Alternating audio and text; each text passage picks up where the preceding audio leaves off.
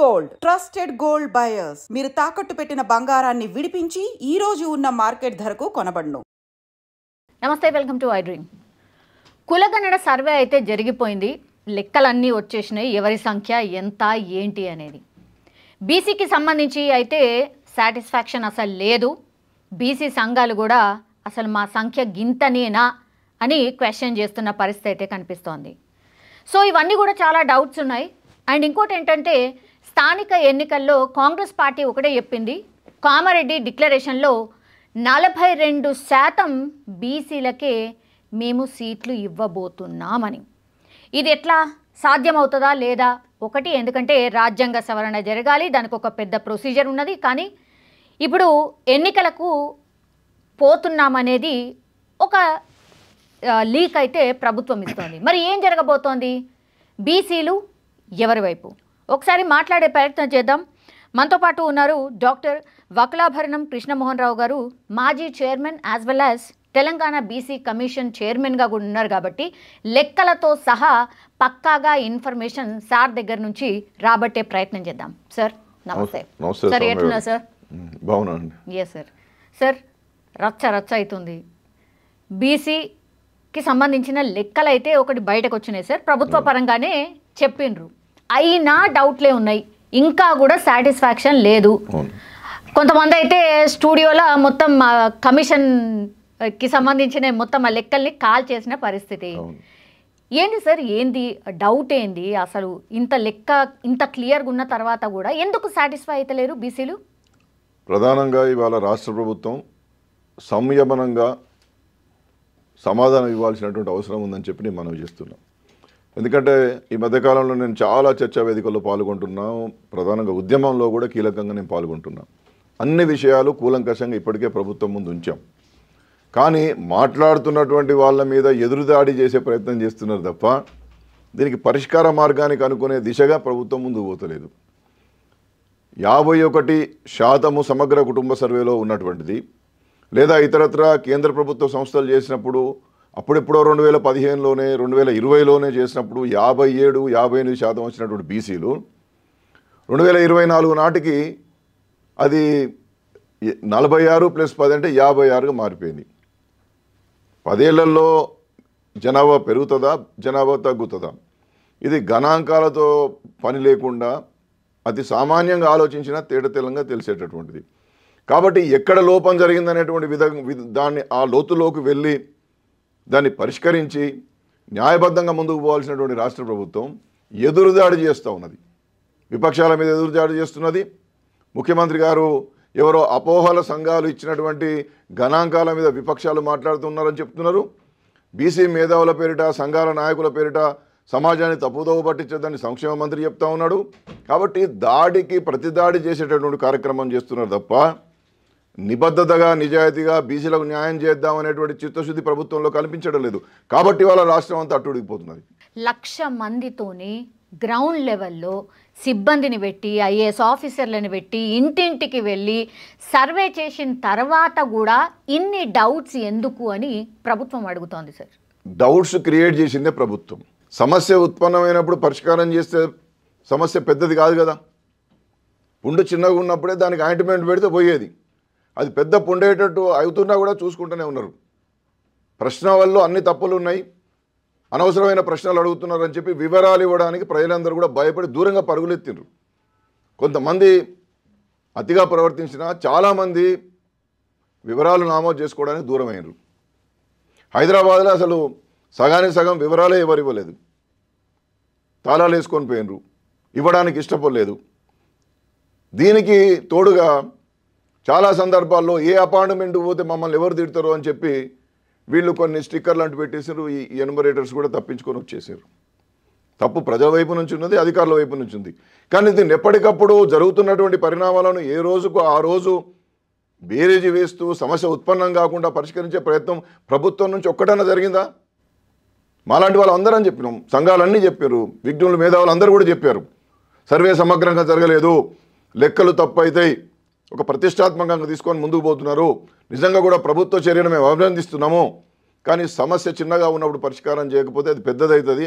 అది విపరీతంగా మారిపోతుంది, ప్రజల వ్యతిరేకతను చూరగొనాల్సి వస్తుందని చెప్పి మేము చెప్పిన పెట్టింది కదా. ఎట్టకేలకు మేము ఏమైతే అనుకున్నామో అదే జరిగింది. ఇవాళ 63% రావాల్సినటువంటి బీసీల యొక్క జనాభా ఇవాళ రావాలి. ఏనాడో కేంద్ర ఇప్పుడు 118 కోట్లు ఉన్నటువంటి 2011లో 118 కోట్లు ఉన్నటువంటి జనాభా 145 కోట్లు అయింది వాళ్ళ దేశ జనాభా. ఏనాడో మురళీధర్రావు కమిషన్, అంతకన్నా ముందు అనంతరామన్ కమిషన్ ఉన్నప్పుడే ఈ ఉమ్మడి రాష్ట్రంలో ఉన్నటువంటి జనాభా 40%. ఇవాళ ఈ రాష్ట్రం తెలంగాణ ఏర్పడినప్పటి నుండి ఈ 10 సంవత్సరాల్లో చూసుకుంటే సమగ్ర కుటుంబ సర్వే నాటికే 51%. ఈ 10 ఏళ్లలో 4-5% పెరుగుతుందా? జనాభా గ్రోత్ రేట్ వాళ్ళు చెప్పిన దాని ప్రకారం చూస్తే 13.58 అంటే 63% కావాలి. సార్ ఇంకోటి అడుగుతోంది కదా సర్కార్ కూడా, సమగ్ర కుటుంబ సర్వే అసలు బీఆర్ఎస్ పార్టీ వాళ్ళ తరఫు నుంచి ఒకటి ఇట్లా చిట్టి ఇచ్చిండ్రు అంతే. ఒక్క రోజులో అసలు సర్వే ఎట్లయింది, వాళ్ళ ఇష్టం వచ్చిన లెక్కలు రాసి అసలు ఎక్కడన్నా క్యాబినెట్ మీటింగ్లో పెట్టిరా లేకపోతే ఇంకెక్కడన్నా పెట్టినరా, మేము ఇంత పారదర్శకంగా పెడితే కూడా మీకు ఇంకా అనుమానాలు ఉన్నాయి అనేది వాళ్ళు రేజ్ చేస్తున్నటువంటి పాయింట్. సార్ మేము ఏమంటున్నాం అంటే ఆ లెక్కలు అందరి దగ్గర ఉన్నాయి. బీసీ కమిషన్ చైర్మన్గా నా దగ్గర కూడా ఉన్నాయి. నేను ఆనాడు ముఖ్యమంత్రి గారిని అడిగితే అప్పుడు బీపీ ఆచార్య గారు దానికి సంబంధించిన ప్రిన్సిపల్ సెక్రటరీ గారు బీసీ కమిషన్ కూడా ఇచ్చారు. మాకు పాస్వర్డ్ తయారు చేసి ఇస్తే మేము చూసుకున్నాం దాన్ని అంతా. అన్ని సంక్షేమ పథకాలకు సంబంధించి అన్ని డిపార్ట్మెంట్స్కి ఇచ్చారు. అధికారికంగా ప్రకటించకపోవచ్చు, లెక్కలు మాత్రం అందరు అందుబాటులో ఉన్నాయి. నిన్న విపక్ష నాయకులు మాట్లాడుతున్నప్పుడు చేతులలో సమగ్ర కుటుంబ సర్వే గణాంకాలు పట్టుకునే మాట్లాడింది కదా. ఇక్కడ సమస్య ఉత్పన్నమవుతున్నదల్లా మీరు 42% చట్టబద్ధంగా స్థానిక సంస్థల్లో బీసీలకు రిజర్వేషన్లు ఇస్తున్నారు. కేసీఆర్ ఆనాడు ఇస్తానులే, సమగ్ర కుటుంబ సర్వే చేసిండు. దాని తర్వాత అనేకమైన సంక్షేమ పథకాల దిశగా ఆయన ముందుకు పోయిండు. అవి చేయాల్సినటువంటి కార్యక్రమాలు చేసుకున్నాడు. అది ప్రకటించడానికి వీలైనటువంటి పద్ధతిలో హైకోర్టులో చాలా కేసులు పడ్డాయి. నేను బయట పెట్టద్దని అదని ఇదని 6-7 కేసులు పడ్డాయి.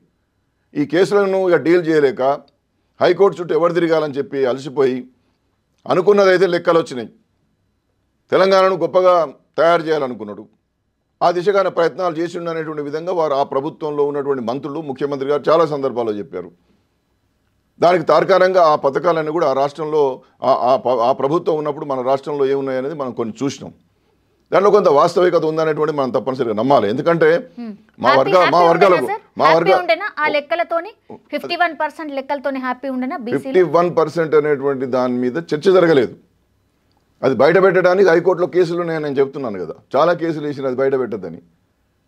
అందువల్ల ఆయన ఒక్క రోజులోనే చేసినటువంటి దాంట్లో ఈ రాష్ట్రంలో ఉన్నటువంటి పెద్దలందరినీ కూడా నేను అడుగుతున్నా, దుబాయ్ నుండి, మలేషియా నుండి, అమెరికా నుండి, దేశ విదేశాల్లో ఉన్నటువంటి వాళ్ళందరూ కూడా మళ్ళీ వాళ్ళ స్వగ్రామాలకు వచ్చి నామోదు చేసుకున్నారు. వివాహ శుభకార్యాలను పోస్ట్పోన్ చేసుకున్నారు, ప్రయాణాలను పోస్ట్పోన్ చేసుకున్నారు, తాళాలు వేసుకున్నారు. తాళాలు ఇళ్లకు బొడ్రాయిలు, మనం గ్రామీణ ప్రాంతాల్లో బొడ్రాయి పూజ చేసినప్పుడు ఏ ఊరోళ్ళు ఆ ఊరోళ్ళు మొత్తం ఎట్లయితే దేశ విదేశాల్లో ఉన్న వాళ్ళు కూడా ఆ ఊర్లోకి వస్తారో ఒక బొడ్రాయి లాంటి కార్యక్రమం జరిగింది. మనం అప్రిషియేట్ చేయాలి కదా. అలాంటి చాలా అవగాహన పెంచిండు. ఒక్క రోజులో 51% తీసుకొచ్చిండు. నేను టీఆర్ఎస్ పక్షాన మాట్లాడుతలేను, మద్దతు ఇస్తలేను. నేను కూడా సార్ ఏదైనా కరెక్ట్ జరిగిందంటే ప్రాపర్ గా జరిగింది అంటే ఖచ్చితంగా చెప్పాల్సింది ఎవరైనా. ఆయన ప్రశ్నావళి మీద కూడా ఈ ప్రశ్న ఉండదు ఆ ప్రశ్న ఉండదు అని చెప్పి కోర్టుకు పోయి లాస్ట్ డే నాడు కూడా ప్రశ్నలు తీసేయించారు. దాంట్లోకి వెళ్ళి మేము అన్నీ చాలా ఇబ్బంది అవుతాయి తీసేయండి అని చెప్పి ఈ ప్రభుత్వానికి చెప్తే ఒక్క ప్రశ్న తీసేయలే. ఏం ప్రశ్నలు తీసేది ఉండే సార్? మెయిన్ ఎలిగేషన్స్ అంటే నీ యొక్క ఆస్తులు ఎంత ఉన్నాయి, నీ రుణాలు ఎంత ఉన్నాయి, నువ్వు రియల్ ఎస్టేట్ వ్యాపారం చేస్తావా, నువ్వు ఎంత సంపాదిస్తావు, నువ్వు ఎక్కడ రుణం తీసుకున్నావు, ఎవరికి అప్పు ఇచ్చినావు, నీ ధరణి వివరాలు చెప్పు, నీ భూములు ఎన్ని ఉన్నాయి, నీ ఆస్తులు ఎన్ని ఉన్నాయి, నీకు ఎన్ని ఇండ్లు ఉన్నాయి. ఇవన్నీ ఎందుకండి? సామాజిక ఆర్థికంగా మన యొక్క స్థితిగతులు తెలవాలంటే సూచాయిగా ఒక ఎక్స్రే మాదిరిగా చేస్తే చాలు. ఒక నొప్పి ఉందనేటువంటిది ఒక జనరల్ ఫిజిషియన్కి ఒక ఎక్స్రే చేస్తే దానికి ప్రాథమికమైనటువంటి దశలు చికిత్స చేసే అవకాశం ఉంటుంది. లేదు మేము మెగా హెల్త్ చెకప్ అని చెప్పి ముఖ్యమంత్రి గారు చెప్పారు. మెగా హెల్త్ చెకప్ కాదు, ఎంఆర్ఐ చేశారు. ఇక మైన్యూట్ లెవెల్లో మన వివరాలన్నీ ఆయనకి ఇచ్చేయాలి. మరి ఆ వివరాలన్నీ నువ్వు గోప్యంగా మంచిగా చక్కగా దాచిపెడతావంటే దానికి ఆన్సర్ లేదు. సరే, ఆ విషయాలు నేను చాలా సందర్భాల్లో మాట్లాడినాను, కానీ ఎప్పుడు ఉత్పన్నమైనటువంటి సమస్యను అప్పుడు పరిష్కారం చేసే ప్రయత్నం చేయలేదు. చాలామంది ప్రముఖుల ఇళ్ళలో కూడా రాలేదు. వీరు కేసీఆర్ ఎందుకు చేయించుకోలే, కేటీఆర్ ఎందుకు చేయించుకోలే, ఇంకోటి ఇవి మాట్లాడతాడు. వాళ్ళు చేసుకుంటే ఏం చేసుకోకపోతుందండి. మెజారిటీ ప్రజలు దీనిలో ఇన్వాల్వ్ అయినారా లేదా, ఇన్వాల్వ్ కావడానికి ప్రభుత్వం తరఫున ఏం చేయగలిగినాం, ఏదైనా సమస్య వస్తే వెంటనే ఒక టోల్ ఫ్రీ నెంబర్ పెట్టినరా, ఒక నోడల్ అధికారిని పెట్టినరా, ఒక మంత్రిని ఈ పని కోసం ఏమైనా డెలిగేట్ చేశారా, ముఖ్యమంత్రి గారిని నేరుగా కలిసే అవకాశం ఉన్నదా? ప్రతి ఆరంభం నుండి ప్రతి దశలో ప్రొసీజర్ ల్యాబ్స్ ఉన్నది.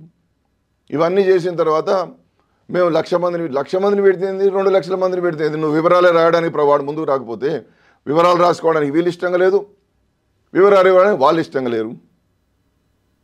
మరి ఎవరు వివరాలు ఇవ్వలేదు, మేము నామోదు చేసుకోలేదని చెప్పి సమగ్ర కుటుంబ సర్వే నాడు ఎందుకోసం ఇలాంటి ఇబ్బంది కాలేదు?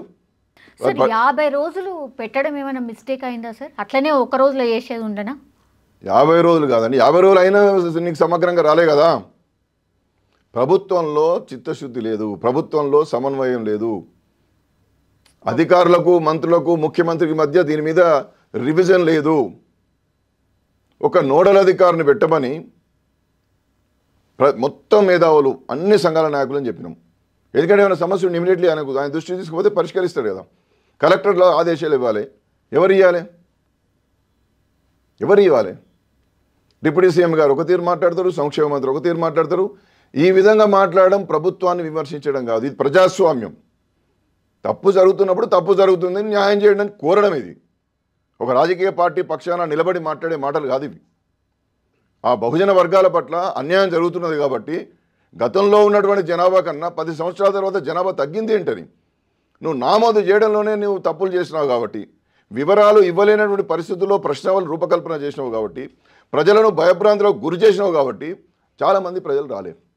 మీరు చైతన్యం చేసే ఒక కార్యక్రమం చేశారు, ఒక అడ్వర్టైజ్మెంట్ ఇచ్చారు ఒక పేపర్లో, ఒక జిల్లా మంత్రి ఎమ్మెల్యేలు ఎవరికి వాళ్ళు మొత్తం ఇన్వాల్వ్ అయ్యి ఇది ఒక ఉద్యమం, మన లెక్కలు మనం తెలుసుకుంటే చాలా కార్యక్రమాలు చేయొచ్చని చెప్పి మీరు చెప్పినరా?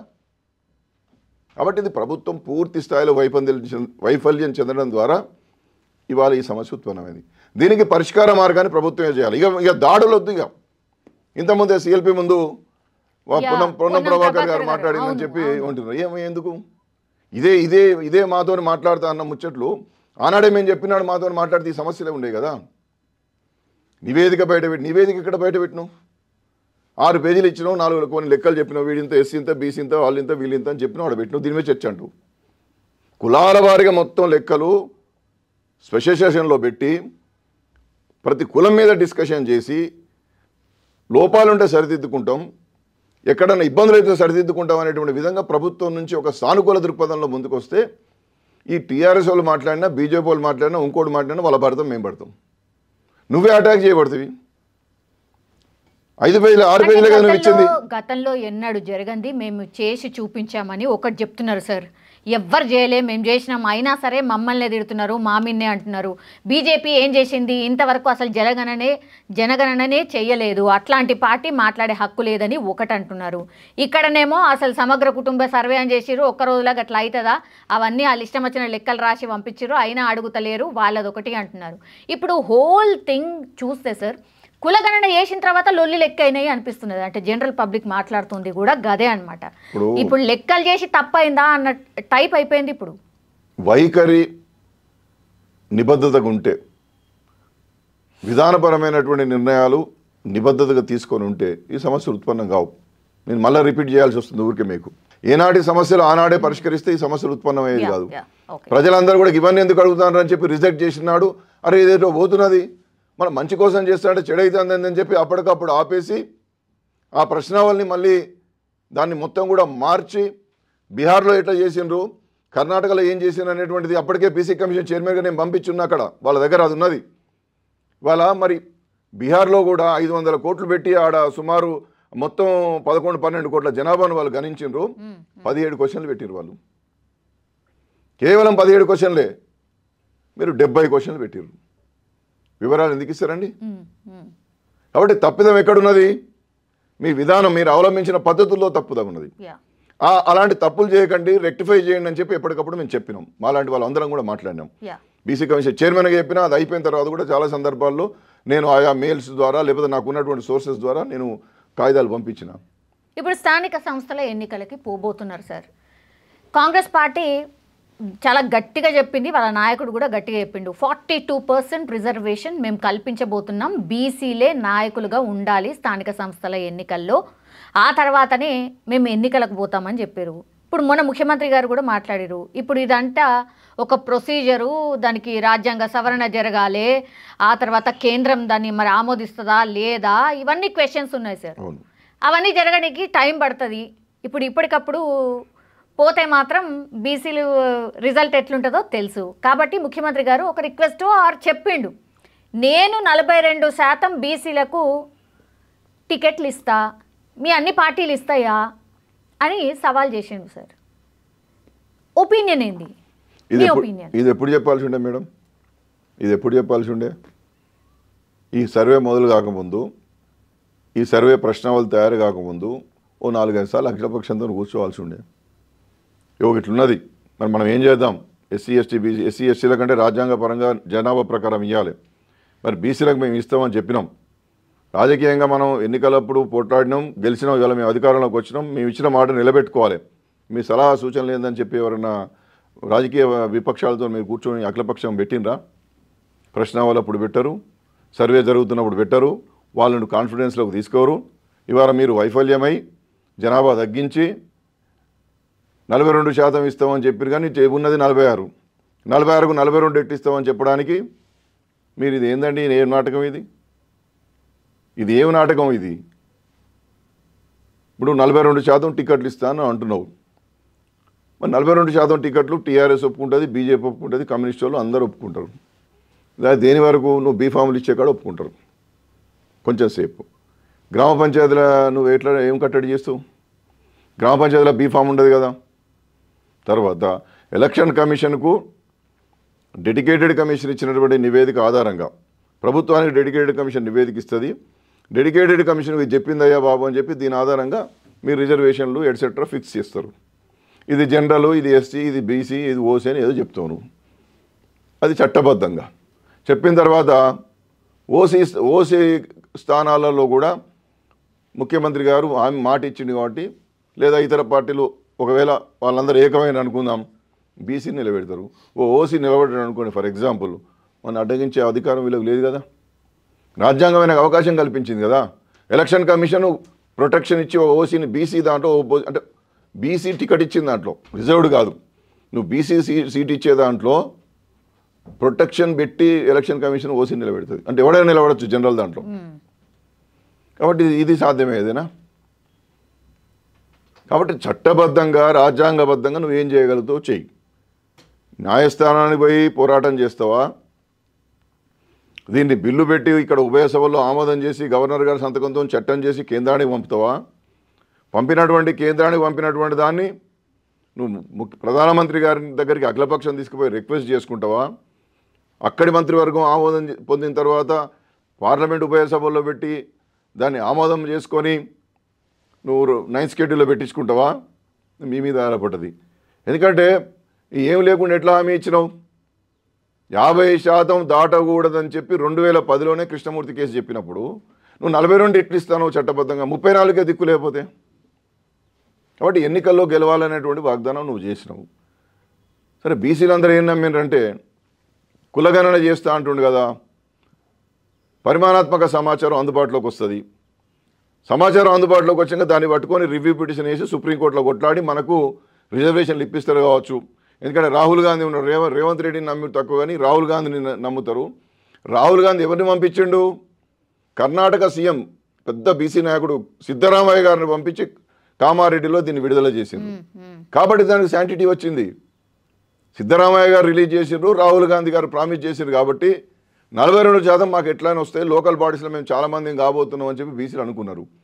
నువ్వు ఇవాళ రాజ్యాంగ ప్రక్రియ, ఈ అమెండ్మెంట్సు, లేకపోతే ఇది కాదు ఇది పోదు ఇట్లా ఇవాళ అంతా అయిపోయినాక ఇట్లా ఇప్పుడు మాట్లాడితే ఎట్లా? మీరు కాన్స్టిట్యూషనల్ హెడ్ అండి, you are the chief minister of the Telangana. మీరు హామీ ఇచ్చారు, హామీ మేరకు ప్రజలు మీ వెనక వచ్చిండ్రు. కాబట్టి ఇట్లా మాట్లాడితే బీసీలను తప్పుదో పట్టించడానికి, రాజకీయంగా అపోహలు సృష్టించడానికి ఈ బీసీ మేధావులు దయచేసి ఏం మాట్లాడదని మా గౌరవ పొన్నం ప్రభాకర్ గారు అంటారు. ఇదే పొన్నం ప్రభాకర్ గారు నేను అడుగుతున్నా, మావాడే మా మిత్రుడే కావచ్చు, కానీ నువ్వు ఎన్నడైనా లైజనింగ్ చేసినావా మొత్తం ఈ వ్యవస్థలో? ఈ వీరు పొన్నం ప్రభాకర్ గారు రవీంద్ర భారతిలో ఏ మహనీయుల జయంతులు జరిగినా అక్కడికి పోయి ఎస్ మా ప్రభుత్వం 42% కట్టుబడి ఉంది, మేము 42% ఇస్తామని చెప్పింది ప్రభాకర్ గారు. ఇప్పుడు ఇవ్వమంటున్నాం, మేము వేరే ఏమంటలేం కదా. రాజ్యాంగ ప్రక్రియకి వెళ్ళండి మీరు. జయలలిత గారు ఆనాడు పివి నరసింహారావు గారు నొప్పించి 9th షెడ్యూల్లో పెట్టుకోలేదా? నితీష్ కుమార్ గారు ఇప్పుడు ఆయన గంత కష్టపడి చేస్తే కూడా అక్కడ కొట్టేస్తే హైకోర్టు సుప్రీంకోర్టులో కొట్లాడుతాడు. మీకు నిబద్ధత ఉంటే, నిజాయితీ ఉంటే, ధర్మబద్ధంగా మీరు ఇచ్చినటువంటి దానికి కట్టుబడి ఉంటే మీ అటెంప్ట్స్ సిన్సియర్గా చేయండి. తర్వాత ఏం జరుగుతుందో చూద్దాం. అటెంప్ట్స్ చేయకుండా అబ్బో గవర్నర్ ఓడి చేస్తాడు, మేము టికెట్ ఇస్తామంటే టికెట్లు లేని కాడ నువ్వేం టికెట్ ఇస్తావు? గ్రామ పంచాయతీలో టికెటే లేదు కదా. గ్రామ పంచాయతీలో బీఫామ్తో పని లేదు కదా. ఎంపీటీసీ, జడ్పీటీసీలు, మున్సిపల్ మీరు అందరు కలిసి కూర్చోవాలి, మీరు నిర్ణయించాలి. మీరు నిర్ణయించిన దాన్ని అక్కడ వాడు ఒప్పుకోవాలి, ఒప్పుకోకపోవద్దు. ఇంకొక ఆలోచన ఏంటంటే ప్రభుత్వానికి బాగా అప్రతిష్ట వచ్చింది. ఈ 14 నెలలనే మొత్తం డౌన్ఫాల్ అయిపోయింది మనోని క్రెడిట్. కాబట్టి ఏం చేస్తారంటే ఇదోటి ఏది ఈ 42% అనే టికెట్లు అనేది కథ పెడతాడు. అక్కడ బీసీలకు బీఫామ్లు ఇస్తాడు, మళ్ళీ పక్కకే ఇంకో నిలబెడతాడు, వాడిని ఓడగొడతాడు, వీని గెలిపించుకుంటాడు, మళ్ళీ వీని దీంట్లో కలుపుకుంటాడు అంటారు. దీనికి సమాధానం ఏం చెప్తారు? ఇది రాజకీయ వ్యూహం కదా. రాజకీయ ఎత్తులు జిత్తులు తనను తాను కాపాడుకోవడానికి చేస్తున్నటువంటి ఒక రాజకీయపరమైనటువంటి ఆలోచన అంటున్నారు. కాబట్టి ప్రతిదానికి చాలా ఓపికగా, సంయమనంగా, నిబద్ధతగా, ధర్మబద్ధంగా ఆన్సర్స్ ఇవ్వాలి. రాజకీయంలో మీరు అన్నట్టుగా ఇవేమైనా జరగవచ్చు ఆఫ్ కోర్స్. సరే, ఇప్పుడు మేధావులు కావచ్చు, లేకపోతే ఈ బీసీ సంఘాలు కావచ్చు, వాళ్ళు కోరుతుంది ఏంది సార్ అసలు బేసికల్గా? నువ్వు ఏం చెప్పినావు అది అంటాను. ముందు రీసర్వే చేయమంటున్నారు. మా జనాభా తగ్గింది కాబట్టి ఎక్కడెక్కడ సరిగా చేయలేదో అక్కడ చేయమంటున్నారు. హైదరాబాద్లో కాలేజ్ చేయండి, కొన్ని జిల్లాలో కాలేజ్ అంటున్నారు, చేయండి. ఓకే, మొత్తం కాదు. మొత్తం ఎట్లా? మొత్తం చేయలేరు, ఇంపాసిబుల్. మొత్తం చేయమని ఎవడన్నాడు? మీరు ఎక్కడైతే ల్యాప్సెస్ జరిగినాయి అనేటువంటి ఆధారాలు ఉన్నాయో మాలాంటి వాళ్ళందరి దగ్గర నుంచి, లేదా ప్రజల దగ్గర నుంచి, కలెక్టర్స్ దగ్గర నుంచి తెప్పించుకోండి, నిబద్ధతగా తెప్పించుకోండి, నిజాయితీగా తెప్పించుకోండి, వచ్చేస్తుంది. అక్కడ రీసర్వే చేయండి. ఒక 15 రోజులు స్పెషల్ డ్రైవ్ పెట్టండి. ఇంటింటికి వెళ్ళకండి. ఇక ప్రధాన కూడళ్లలో నమోదు కేంద్రాలను పెట్టండి. దయతో 15 రోజులలో అందరు చేసుకోవాలి. ఇక మాది ఏమి లేదు, మీరు ఏది ఇస్తే అది మేము రాస్తాము, మీరేమి ఇవ్వగలుగుతారో మీరు ఇవ్వండి అని చెప్పి మీరు ఒక 15 రోజులు 20 రోజులు పెట్టుకోండి. సంవత్సరం నుంచి ఎన్నికలు లేని బాధకి 15 ఇంకో 20 రోజులు, నెల రోజులు ఏం పోతుంది? ఇప్పటికిప్పుడు వెంటనే ఆగమేఘాల మీద ఎందుకు పోవాలి? ఇంకొక ప్రమాదం కూడా ఉన్నది, దయతో గమనించాలి. డెడికేటెడ్ బీసీ కమిషన్ అనేటువంటిది కాకుండా డెడికేటెడ్ కమిషన్ ఈ లోకల్ బాడీ ఎలక్షన్ల కోసం సపరేట్గా వేశారు.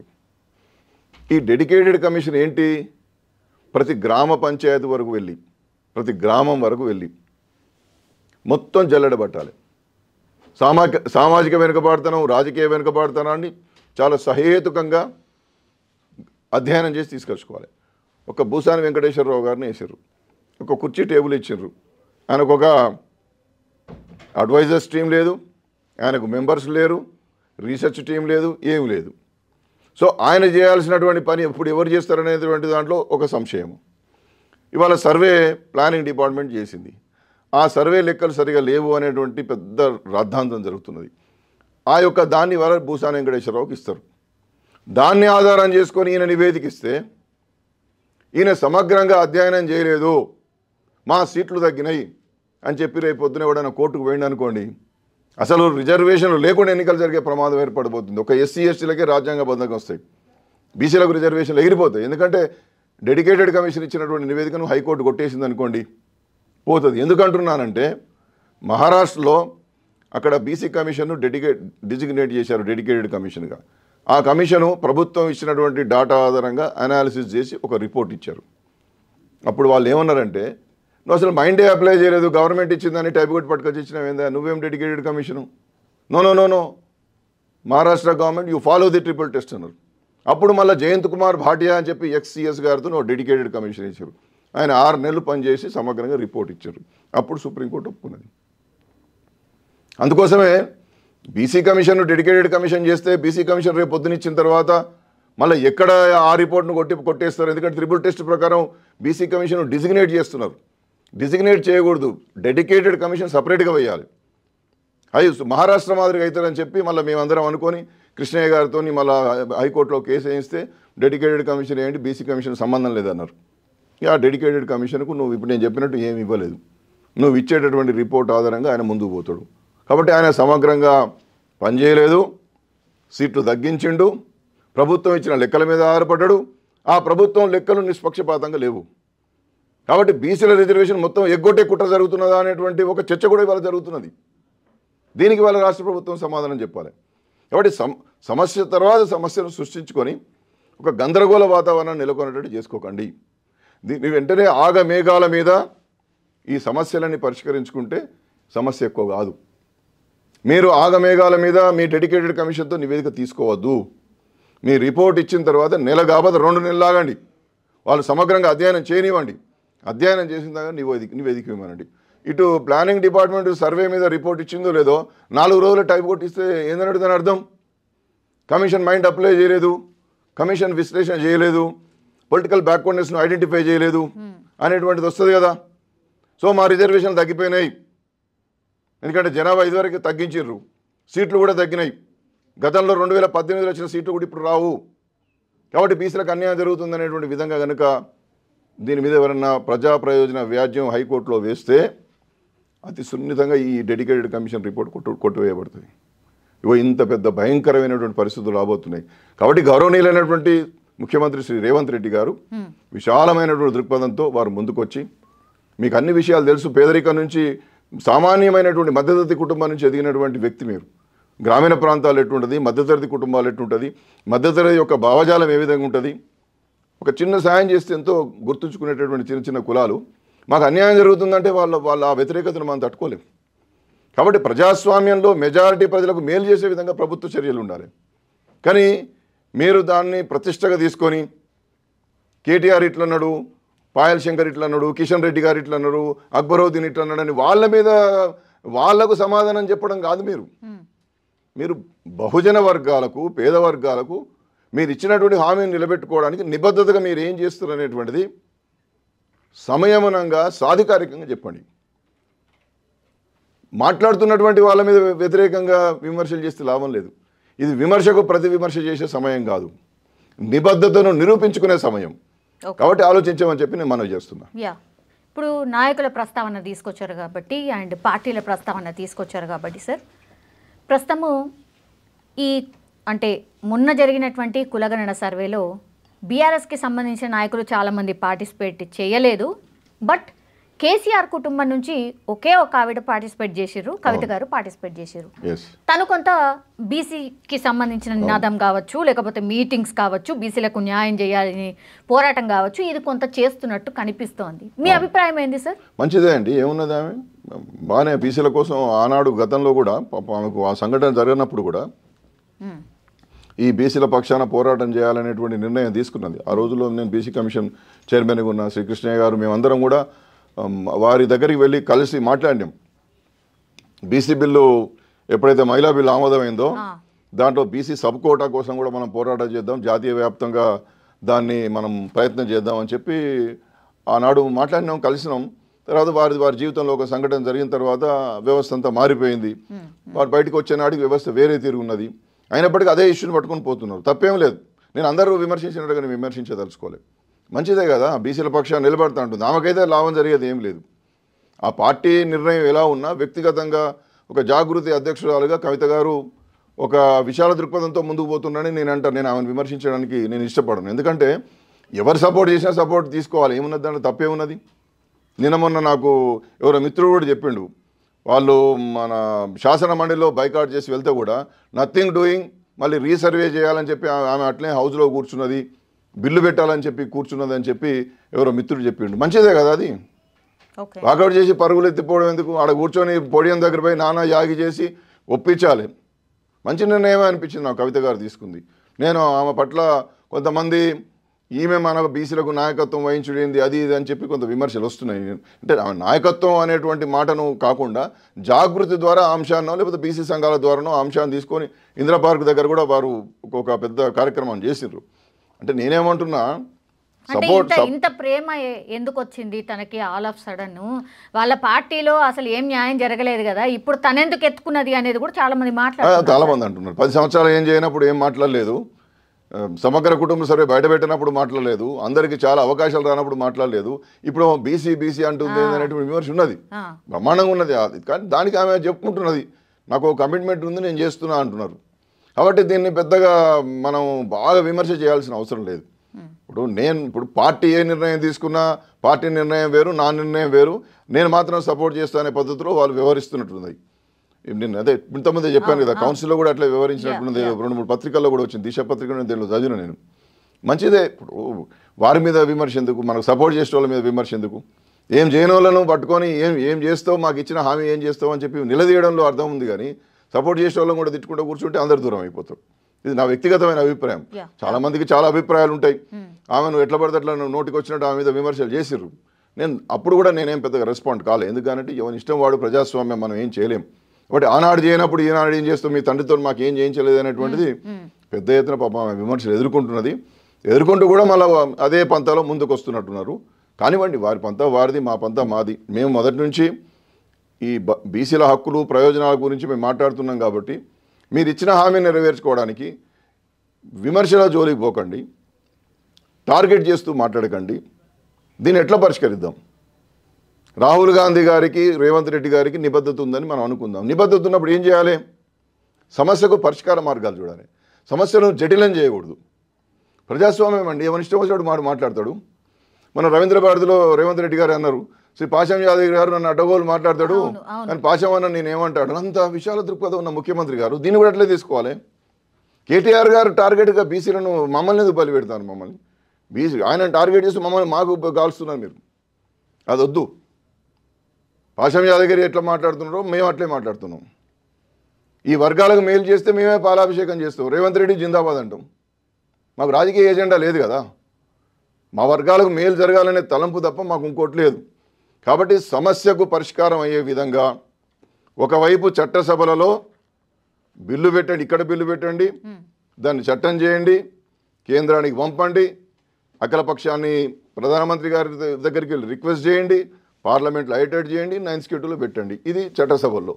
న్యాయపరంగా మీరు లార్జర్ బెంచ్ కోసం ఒక రివ్యూ పిటిషన్ వేయండి. ఈ రీసర్వే అయిన తర్వాత ఈ గణాంకాలన్నీ కూడా పూర్తి స్థాయిలో అన్ని కోణాల్లో విశ్లేషణ చేసి దీన్ని పట్టుకొని పోయి ఆడ మీరు ఆర్గ్యుమెంట్స్ వినిపించండి. ఒకవేళ కనుక 42% పెట్టేసారు అనుకోండి, తెలంగాణ మొత్తం దేశానికి ఆదర్శమై మీరు ఏదైతే రోల్ మోడల్ అని చెప్పుకుంటున్నారో ఆ రోల్ మోడల్ అయి రేపు దేశానికి తెలంగాణ ఆదర్శంగా నిలవడమే కాకుండా మీ కాంగ్రెస్ పార్టీ కూడా మంచి పేరు వస్తుంది. ఎందుకంటే లోక్సభలో రాహుల్ గాంధీ గారు చెప్తున్నారు, మధ్యప్రదేశ్లో రాహుల్ గాంధీ గారు చెప్తున్నారు, మేము 100% తెలంగాణలో సర్వే చేసినాము, కులగణన చేశామని చెప్తున్నాడు. మహారాష్ట్రలో చెప్పుకున్నాడు, నమ్మలేదు. మరి మీరు మధ్యప్రదేశ్లో కూడా నమ్మకుండా చేసుకోకండి. లోక్సభలో కూడా మీరు చెప్తున్నారు తెలంగాణ రోల్ మోడల్ దేశానికి అంటున్నారు. రోల్ మోడల్ అన్నప్పుడు అన్ని రోల్ మోడల్నే ఉండాలి, ల్యాబ్సెస్ ఉండకూడదు, నిబద్ధతలో రోల్ మోడల్ ఉండాలి. ప్రజలు చెప్పినటువంటి సూచనలు కూడా గమనించి బీసీలకు ఇచ్చినటువంటి హామీని ఎట్లా నెరవేర్చుకుంటారో ఆ దిశగా ముందుకు పోవాలని చెప్పి నేను శ్రీ రేవంత్ రెడ్డి గారికి మనవి చేస్తున్నాను. Yes sir, thank you sir, thank you so much. So definitely ఆ దిశగానే ప్రభుత్వం కూడా ప్రయత్నం చేస్తుంది అని అనుకుందాం sir. Thank you sir, thank you so much.